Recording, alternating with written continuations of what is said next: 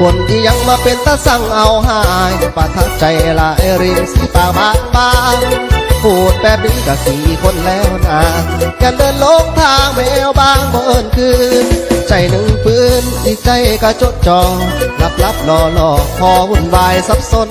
แกป้าเมียเก่าเอาคนใหม่มายน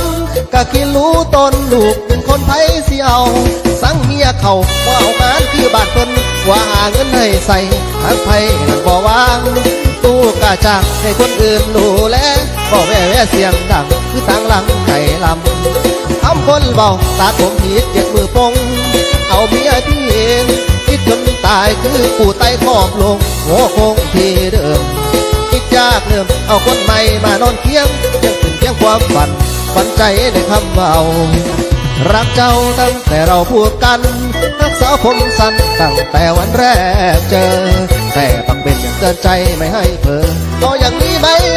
ได้บอกขอถามก่อนเลิกกับเขาเจ้าต้องเอาอีลีอย่าให้เลิกตีอายยังมีลูกอ่อน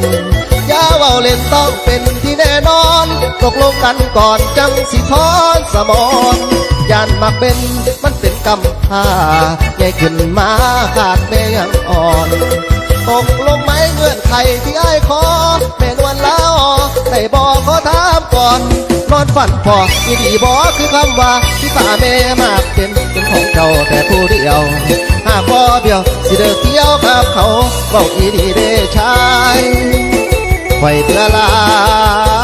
ยเด้เมียเขา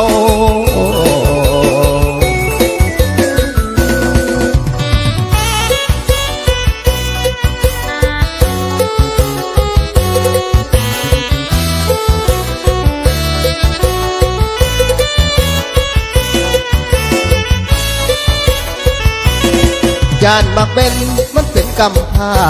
ใหญ่ขึ้นมาขาดแม่ยังอ่อนตกลงไหมเงื่อนไขที่อ้ายขอ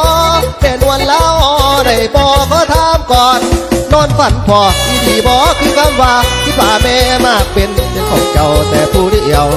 หากบ่เบี้ยวที่เดินเที่ยวกับเขาบอกอีดีเด้ชายปล่อยเพื่อลายเด้เมียเขา